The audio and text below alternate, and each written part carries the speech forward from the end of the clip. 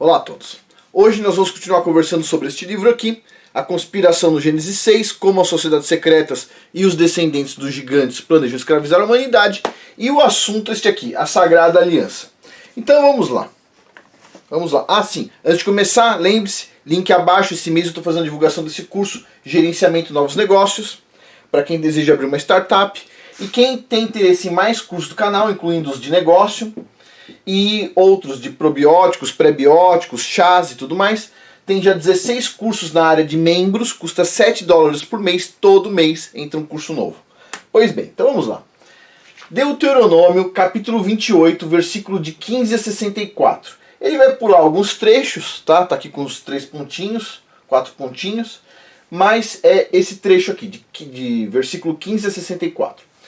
Olha só. No entanto, se você não obedecer a Yahweh, seu Elohim, e não seguir cuidadosamente todos os seus mandamentos e decretos que eu estou lhe dando hoje, todas essas maldições virão sobre você e o alcançarão. A gente já falou sobre isso em outros vídeos, certo? Você será amaldiçoado na cidade e amaldiçoado será no campo. E Yahweh trará uma nação contra você de longe, dos confins da terra, uma nação de aparência feroz, sem respeito pelos velhos ou piedade pelos jovens. Você, que era tão numeroso quanto as estrelas do céu, restará uns poucos em número. Então Yahweh os espalhará entre todas as nações, de um extremo ao outro. Uau! Então olha só, a questão da importância de seguir exatamente o que o Criador estava pedindo, certo? Com o fracasso de Israel em completar a expulsão de todos os povos estrangeiros da Terra da Aliança, que eles deveriam ter feito, e a erradicação completa dos Néfilins, por que os Néfilins voltaram a assombrar Israel nas décadas que se seguiram? Por quê? Porque houve maldições decorrentes do não cumprimento das obrigações do pacto. Francamente, Israel não cumpriu as obrigações do pacto, juramentadas no topo da montanha, ao pé da letra, com as instruções que o Criador Yahweh mandou, certo? Não cumpriu.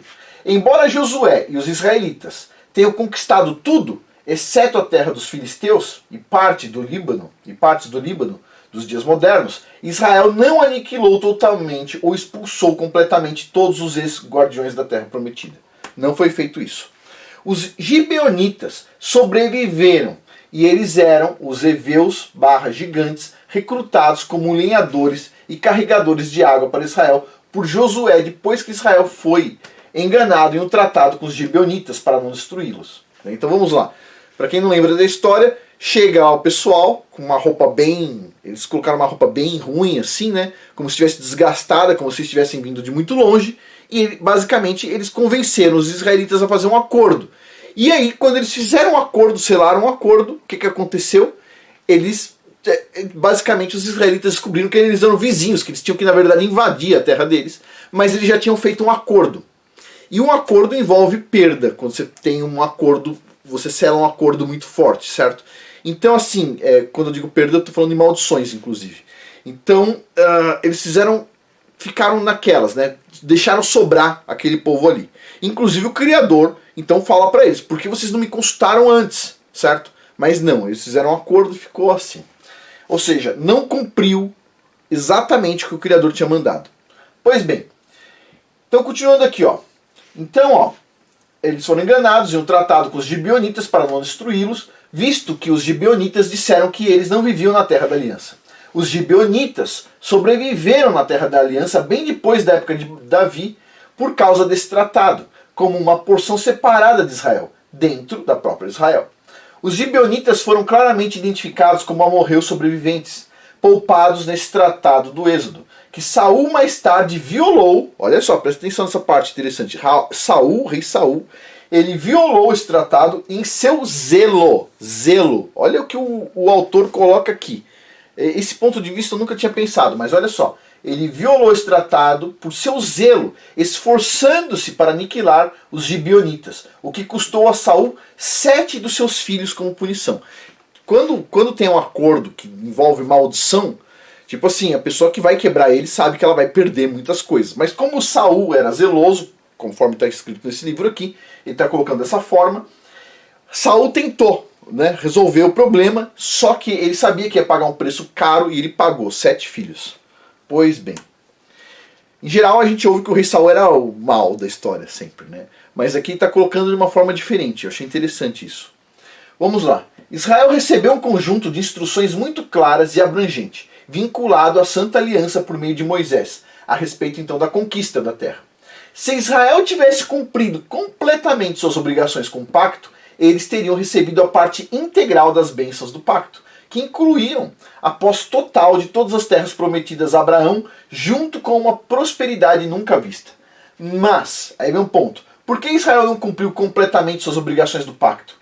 Eles estavam então sujeitos a maldições do pacto, porque eles não cumpriram. Israel concedeu misericórdia às nações que conquistou, permitindo que vestígios vivessem entre eles e compartilhassem a terra da aliança. É preciso então considerar que Israel foi criado e depois separado de todas as outras nações do mundo. Israel foi criado para um destino específico, para salvar a humanidade, porque a gente sabe que o Messias, o Salvador, vem de Israel, basicamente. Já veio, certo? Já veio e ainda vai voltar. Pois bem, mantido a um critério significativamente mais alto, ou seja, ela foi separada, portanto a punição, a maldição, quando você tem uma porção maior, a maldição também é pesada, certo? Pois bem. Então, condenado a punições horríveis quando eles falharam. Claro, se você tem um prêmio alto a ganhar, se você falhar, você também vai perder muito. Israel estava vinculado a uma santa aliança com Yahweh, que exigia requisitos difíceis e específicos. Em Êxodo capítulo 19, versículo de 4 a 6, nós temos o seguinte, abre aspas, vocês mesmos viram o que eu fiz ao Egito, e como os carreguei nas asas de águia e os trouxe para mim. Agora, se você me obedecer totalmente, guardar minha aliança, então de todas as nações você será meu tesouro mais precioso. Embora toda a terra seja minha, você será para mim um reino de sacerdotes e uma nação sagrada. Ou seja, uma promessa muito forte, certo? As maldições da aliança estavam embutidas no contágio que surgiu das nações infectadas que anteriormente ocupavam a terra de Israel. Práticas e tradições adulteradas estavam enraizadas em filosofias panteístas e Néfilim, que se tivessem a oportunidade, contaminariam a aliança monoteísta que Israel acabara de fazer. Por causa dessas influências, então, Israel caiu na apostasia por meio da eventual aceitação dessas religiões politeístas em sua própria cultura, assim como o Antigo Testamento e os essênios atestam. O culto do touro atormentou Israel ao longo da era dos juízes e da era da monarquia. O poder final de Israel, obtido por meio da Santa Aliança, foi corroído, primeiro espiritualmente e depois por seu enfraquecimento físico e vulnerabilidade. Israel se tornou vulnerável então e fraca. O Alcorão registrou o comportamento rebelde de Israel desta forma. Olha só, quando eles se tornaram firmes e acreditaram firmemente em nossas mensagens, levantamos líderes entre eles, guiando-os de acordo com o nosso comando. Mas quando Israel então faz o oposto, ela cai, entra em apostasia, certo? Por meio de muitos avivamentos espirituais da aliança, Israel recuperou a vantagem sobre seus inimigos. Os altos e baixos do sucesso do reino de Israel, ao longo de sua duração, foram diretamente proporcionais aos níveis de apostasia e avivamento da aliança que Israel estava passando naquela época. Bom, eventualmente, nenhuma quantidade de renovação do pacto poderia salvar Israel das maldições do pacto. Ou seja, estava difícil. Para cada renovação, sempre havia um retrocesso igual ou maior na apostasia. Finalmente, Israel foi totalmente destruído na guerra pelos assírios, que invadiram completamente o reino do norte. Eles substituíram os israelitas na terra, escravizaram o restante de Israel como cativeiro na Síria, e então venderam Israel como escravo ao redor do mundo, onde foram dispersos e perdidos para a história. Israel não será totalmente reunido novamente até o final desta era, pois as tribos do Reino do Norte ainda estão perdidas dentro das nações do mundo para as quais foram espalhadas. Logo, as tribos perdidas devem despertar para se lembrar de quem são, para que possam ser conduzidas de volta à terra prometida pelo seu Messias. Então, ou seja, concordo com ele, no final dos tempos, né, é o momento de todo mundo acordado, todo mundo despertar. Cada um faz o seu papel, mas a ideia aqui é despertar cada um que lá no fundo tem isso lá dentro, certo? Esse sentimento lá dentro. Pois bem, então, por quê? Porque não adianta o Messias vir resgatar as ovelhas perdidas se as ovelhas perdidas não sabem que são ovelhas, não sabem que tem dono e não sabem que estão perdidas. Aí fica difícil. Mas, ou seja, tem que haver uma restauração, certo? Pois bem. Segundo o Êxodo, o mistério das tribos perdidas será resolvido no tempo do fim e será o assunto ele diz, do meu próximo livro. O autor aqui diz, eu procurei o livro dele e não tem ainda. Então, se alguém souber, põe aí nos comentários. Mas eu procurei e não achei. Mas ele está falando que seria o assunto do próximo livro. Ele já escreveu esse livro faz tempo, então já deveria ter um livro aí, né? Mas tudo bem. Judá, o reino do sul, sofreu o mesmo destino cerca de 100 anos depois, nas mãos dos babilônios, embora tenham sido os romanos que dispersaram Judá pelos 4 cantos da terra. As violações da aliança, a promessa feita a Yahweh e testemunhadas pelos santos anjos na montanha, são citadas como a causa raiz da destruição de Israel e Judá. Violações adicionais registradas no Alcorão incluem sua descrença, bem como rejeitar Yahushua como seu Messias, matando e rejeitando as mensagens dos profetas e quebrando, então, a lei, certo? E é interessante, essa parte eu não sabia que estava no Alcorão, ele colocou aqui. Bom, muitas pessoas reclamam quando coloca algum trecho do Alcorão, mas eu acho assim, tem muita informação que às vezes agrega, porque você sabe como é que é, as informações estão dispersas, a gente tem que ir tentando montar a coxa de retalho muitas vezes, certo? Pois bem, alguém se pergunta então, por que os israelitas e Josué nunca atacaram os filisteus, depois da derrota de todas as nações cananeias dos Néfilins e os anaquins das regiões montanhosas? Isso é um mistério. Ao longo da época de 400 anos dos juízes, os filisteus foram espinho contínuo no lado de Israel, em todas as oportunidades. E porque os Néfilins, ou os Avitas, como os filisteus os chamavam, residiam entre os filisteus, pode-se deduzir que foram os Néfilis que incitaram os filisteus a uma guerra contínua de gerações contra os israelitas. Os Néfilis foram a raiz do desdém dos filisteus desde a conquista em diante, assim como os Néfilis perseguiram então o povo de Yahweh desde o início. Apenas os povos descendentes de Abraão procuraram erradicar os gigantes de sua terra, como se houvesse uma guerra de gerações sendo travada por Yahweh e seu povo escolhido com os Néfilis, contra os Néfilis, né? A erradicação dos Néfilins foi posteriormente vinculada à Santa Aliança de Israel como parte de suas obrigações. Os Néfilins parecem ter respondido da mesma maneira. Isso sugere que a guerra de gerações contra os Néfilins não foi uma coincidência. Israel estava meramente cumprindo um decreto emitido nos tempos de Noé, quando o dilúvio foi trazido para livrar a terra da infestação dos Néfilins. Israel foi comissionado por Yahweh, foi ordenado por Yahweh para ser sua nova espada de justiça e ira, completando o edito pré-diluviano para erradicar os gigantes, embora o edito não tenha sido concluído até a época de Davi, né, e da monarquia.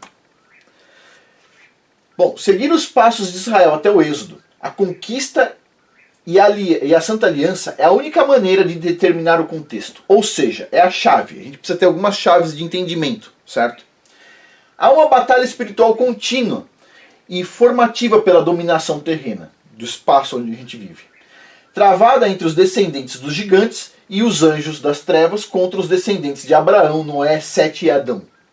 A conquista dos israelitas foi mais do que o contexto violento e superficial que a maioria dos cínicos seculares afirmam ser. Ou seja, vocês já viram por aí, né? Sempre tem alguém cínico, fala assim, a Bíblia, olha quanto sangue derramado, não sei o quê. Tá de brincadeira. Faltou ainda derramar a quantidade certa. Faltou gente lá, né? Mas, em geral, essas pessoas são cínicas, ok? Eles sabem que o que estava lá era coisa má, mas eles são cínicos. Como a maioria das pessoas não lê a Bíblia, não tem o contexto histórico adequado, muitos de nós às vezes não tem no início, certo? A gente vai aprendendo com o tempo. Chega um cínico e começa a falar, mas por que então um Deus amoroso mandou matar toda aquela gente, etc. Tal? É sempre a mesma história, eles são cínicos, certo? Muitos desses, inclusive, são satanistas, né? E vêm com esse papinho pra cima de quem segue a Bíblia, certo? Ou seja, demais, né? Os israelitas eles foram encarregados de limpar a terra da aliança dos temidos Néfilins e de limpar a terra do povo que os Néfilins corromperam. Enquanto isso, os Néfilins haviam jurado seu próprio pacto de sangue para evitar que a nação do destino cumprisse sua missão divina de salvar a humanidade, defendendo a terra do pacto até a morte. Os Néfilins pacientemente moraram lá por gerações, o tempo todo esperando, em emboscada pelos filhos da esperança. Ele coloca dessa forma, eu estou colocando igual. Os fatos tornam isso inegável, ou seja, quando os israelitas estavam chegando e os Néfilins já tinham preparado aquelas fortalezas, ou seja, eles não foram pegos desprevenidos. Aquelas nações colocaram aquelas fortalezas naquelas posições exatamente para impedir os israelitas de entrarem, certo? É o que ele está colocando aqui. Muitos veem a crueldade da conquista com horror absoluto, imaginando como um Deus bom e bondoso poderia cometer tal violência e brutalidade. Mas lembre-se que Yahweh não ordenou aos israelitas a aplicar o mesmo tipo de violência contra o resto das nações do mundo, certo? Só foi com aquelas específicas. Pois bem, Yahweh apenas ordenou Israel, como sua nação sagrada de sacerdotes ligados em uma santa aliança com ele, para limpar a terra santa da aliança das pessoas contaminadas pelos Néfilins, como se fossem doenças terminais que precisavam ser erradicadas, assim como o povo pré-diluviano que igualmente precisava ser erradicado pelo dilúvio. E porque Israel não cumpriu totalmente suas obrigações do pacto, as pessoas infectadas que estavam lá, que não foram totalmente erradicadas, voltaram a assombrar Israel. Eles atraíram Israel à apostasia por meio de suas religiões adulteradas e dos Néfilins, resultando na eventual destruição de Israel pelos assírios no ano 721 a.C. Então assim, vamos lá pessoal. O que tinha ali era uma contaminação muito forte que chega até os dias de hoje. A gente sente na pele, certo? A gente sente no couro essa contaminação, certo? A gente sente isso muitas vezes na educação, na televisão, no cinema. Ou seja, estão destruindo as gerações uma por uma, certo? Por quê? Porque o pessoal não fez corretamente, não fez o serviço até o final. Pois bem, continuando aqui. E tem gente que ainda tem dó, vai vendo. Imagina se tivesse mais, a gente já estava perdido faz tempo. Faz tempo. Bom, Yahweh não foi brutal nem cruel quando ele ordenou Israel a limpar a terra da aliança do povo que possuía anteriormente. Consciente e ilegalmente. O povo que estava lá sabia o que estava fazendo, sabia que aquela posição era importante e estava lá ilegalmente no sentido de que eles não deviam estar ali. Yahweh estava apenas decretando a única solução de longo prazo para o bem dos futuros israelitas, bem como para o bem do mundo futuro, contra pessoas tão completamente corrompidas que nunca poderiam ter sido reabilitadas ou uma influência positiva sobre a humanidade. E dito isso, a gente está com a prova hoje, certo? Pois bem, considere a profecia de Yahweh a Abraão a respeito dos amorreus. Diz assim, abre aspas, na quarta geração, seus descendentes voltarão para cá, porque o pecado dos amorreus ainda não atingiu a plenitude. Ou seja, imagina o nível que era o troço. Deve-se também contemplar os pecados que os amalequitas lançaram sobre os israelitas, que foram listados neste e em outros capítulos, antes de julgar então o juiz de maneira imprudente e tola, que é o que o pessoal faz sempre com o Criador. Chega um monte de bebê chorão, de fraldona, certo? Vazando a fralda, não consegue nem trocar a fralda, e aí vem reclamar, quer ser juiz do juiz. Tipo assim, esses caras são malucos, certo? Ah, mas isso tudo foi uma matança, etc, tal. Pois é, e olha como a gente está nos dias de hoje. Se tivesse sido feito de forma completa, a gente não tava com os problemas dos dias de hoje. E esses problemas, você querendo ou não, eles são basicamente irreversíveis. A gente não consegue resolver esse problema. Você sabe, eu sei também, certo? A gente tem que esperar o Messias vir resolver o problema, porque nós, humanos aqui, não temos condições de resolver mais. Ou seja, o negócio já foi pro buraco. Pois bem, agora vamos lá. Por que Israel não cumpriu suas obrigações do pacto? O mundo não teve a oportunidade de testemunhar o que poderia ter sido sob a plena bênção do pacto e da bondade de Yahweh. Ou seja, se tivesse feito tudo direito, a gente viria o mundo de forma diferente. Não aconteceu. Mas, ou seja, a gente perdeu essa oportunidade. E agora teremos que sofrer o inferno, que certamente está chegando, segundo o autor do livro, suportando pacientemente, não tem outro jeito, pacientemente, para que Yahushua volte para introduzir o milênio. Ou seja, agora não tem o que fazer. Você não vai conseguir resolver o problema, eu não vou, e se todo mundo se juntar, também não dá, certo? Não dá mais. Passou muito tempo. Agora o que a gente tem que fazer? Agora a gente tem que esperar o Messias. Não tem o que fazer. Ou seja, tem que ser paciente. Não tem o que fazer. Ah, vamos resolver, vou pegar uma bandeira, vou pegar uma placa. Não, não vai rolar, certo? A gente tem que admitir que assim, a gente não tem mais como resolver o problema. Tem um monte de gente que me manda e-mail e fala assim: ah, Afonso, se as pessoas se juntarem e não sei o que, a gente vai conseguir resolver o problema. O ponto aqui é o seguinte, pessoal: o Criador ele não vai intervir se a gente acredita que nós vamos conseguir resolver o problema. A gente tem que implorar para ele, dizer assim, ó, nós não conseguimos resolver o problema, nós precisamos de sua ajuda. Não tem como. Enquanto tem otário acreditando que vai conseguir resolver os problemas do mundo, e tipo assim, não tem a menor ideia do grau de problema que existe, tipo assim, a gente não vai conseguir ver o Messias voltando. A gente tem que admitir, nós somos incompetentes para resolver esses problemas. Precisamos da ajuda do Messias. Ponto. Certo? Eu vou falar uma coisa para todo mundo. Se todo mundo aqui multiplicasse a inteligência por 10, incluindo eu, todo mundo, ok? Nós não teríamos condições de resolver o problema, porque os problemas eles estão infiltrados, como ele mostra nesse livro aqui, dentro de sociedades secretas que eu não consigo ver, nem você consegue ver. Se nós não conseguimos nem acessar o que tem dentro desses lugares, se a gente não sabe nem o que está acontecendo ali, quem está ali, e eu estou falando de sociedades super secretas mesmo, não estou falando de sociedades simples. Se nós não sabemos nada disso, como é que a gente vai resolver o problema? Não dá. Não dá, está infiltrado. Não dá para saber. Então assim, a gente precisa do Messias, não tem jeito. Continuando aqui.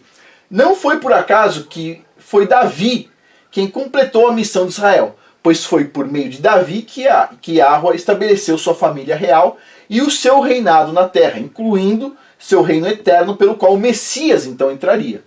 É o Messias e a Ruxa da linhagem de Davi que finalmente derrotará Rei Léo, capeta, e seus companheiros, salvando a humanidade do grande experimento humano a que estamos atualmente sujeitos. É o Messias quem julgará os anjos caídos, condenando-os ao seu destino de fogo eterno no grande dia do julgamento. E a gente para por aqui, certo?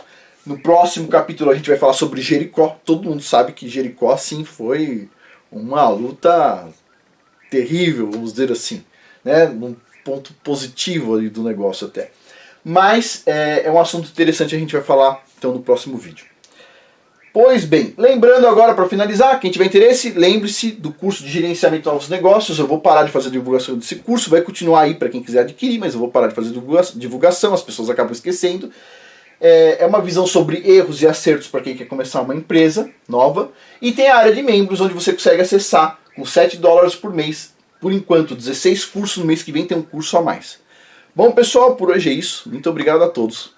Até mais.